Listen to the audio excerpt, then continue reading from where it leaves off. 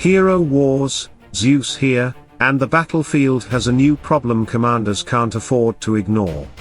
Kayla is quietly tearing through the magic meta, but her real strength only appears when one specific hero joins her.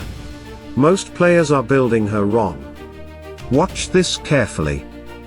There's a team quietly tearing the magic meta apart right now, and Kayla is sitting dead center of it. Not as a support piece, as the hero doing the tearing. Paired with one specific ally, she stops being a hit-and-run diver and becomes a backline problem magic teams genuinely struggle to solve. Their burst gets soaked, their defenses get bypassed, and their carry can disappear before the fight is even decided. I'll show you the exact lineup and why it works at the end. But first, you need to understand what makes Kayla tick, because that entire team is built around the mechanics we're about to break down. Here's the key to Kayla's kit. One stat powers almost everything she does: physical attack. It doesn't just increase her damage. It also increases her defenses. And there's another mechanic tying the entire kit together, the Phoenix Glyph. 3 of her 4 skills revolve around applying, spreading, or detonating it. Once you understand that glyph, Kayla's entire playstyle starts making sense. Her ultimate, Phoenix's Fury, is where the engine begins.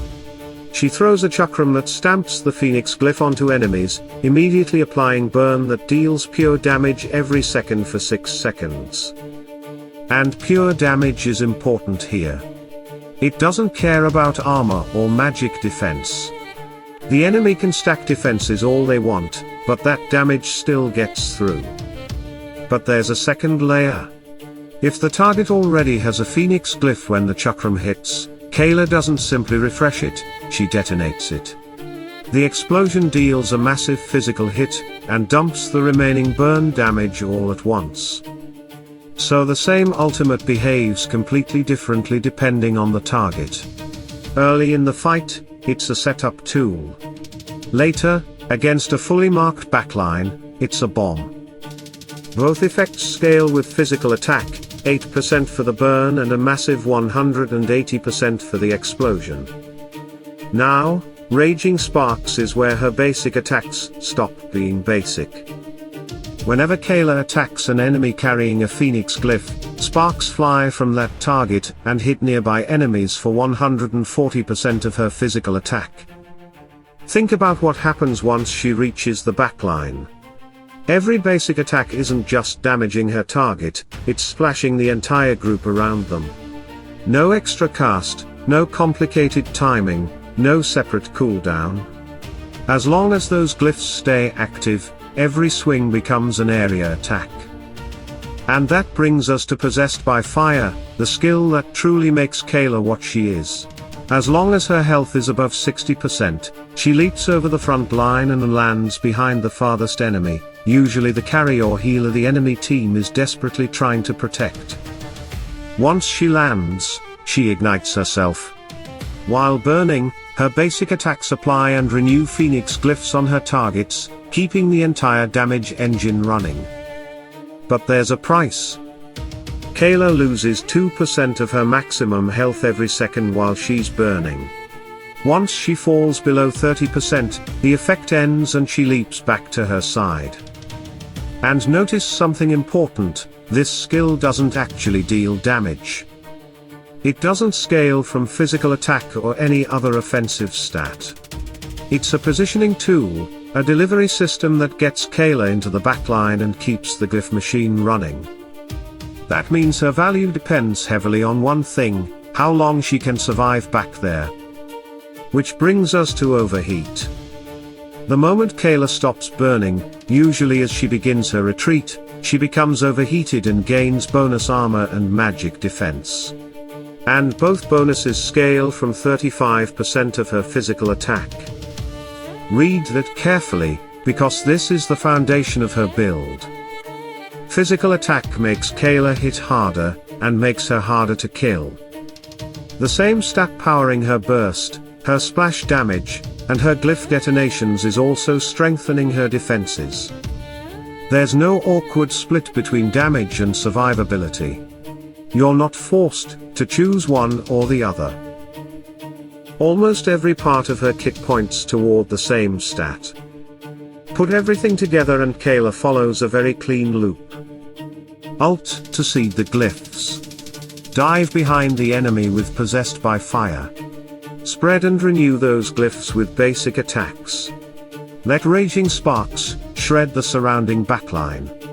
Then throw the next ultimate into the marked cluster and detonate everything. Finally, Overheat helps her survive the exit. Every piece feeds the next, and physical attack feeds nearly all of it.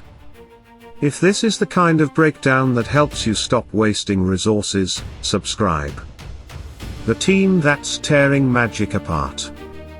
Now, here's the part I promised at the beginning.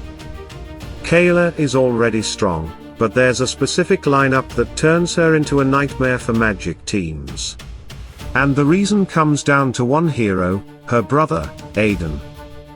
The full comp is Kayla with Albus, Hoos with Oliver, Burner with Axel, Adam with Cain, Aidan with Merlin, and Chorus as the team pet. But the real engine is the Kayla-Aidan core.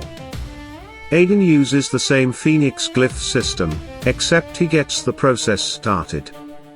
His Ignite skill applies glyphs to enemies, while his ultimate throws out a shield that eventually explodes and applies even more glyphs. So before Kayla even enters the picture, the enemy backline can already be covered in marks. Then Kayla jumps in. She spreads and renews those glyphs with her attacks, and when the time is right, her ultimate detonates them. Aidan plants them. Kayla harvests them. But the truly nasty part is Aidan's passive, Bonds of Flame. When Kayla is on the team, Aidan bonds directly to her and they share health. That means the healing Aidan provides also helps maintain Kayla's health pool. And that directly attacks her biggest weakness. Normally, Kayla dives in, loses 2% health every second, and eventually has to retreat. But with Aidan constantly restoring their shared health, she can stay in the backline far longer. A hero designed to hit and run suddenly becomes a threat that refuses to leave. And against magic teams, that becomes especially brutal. Aidan's shields and healing can absorb the enemy's opening burst, taking away the impact of the very damage window magic teams rely on. At the same time, Kayla's burn deals pure damage, completely ignoring their magic defense. So the enemy can stack defensive stats, survive the initial burst, and try to stall the fight, but Kayla isn't playing by those rules. That's the bottom line? Build Kayla. If front lines keep getting tankier and magic teams keep shutting down your damage, Kayla gives you a different answer. She doesn't try to break through the wall. She jumps over it and kills what's behind it. Pour your resources into physical attack, and if you have Aidan, build them together. Because Aidan doesn't just make Kayla stronger, he turns her from a powerful diver into a backline threat that can completely reshape the fight. Start building them now, and let the enemy backline figure out the rest. So the message is simple, Kayla isn't just another diver, with physical attack powering her damage and defenses, and Aidan keeping her alive, she becomes a serious threat to the magic meta. Are you building Kayla, or have you tested the Kayla-Aidan combo? Let me know in the comments. Like the video, subscribe, and turn on notifications so you don't miss the next strategy breakdown. Build smart, play smarter, and take control of the battlefield.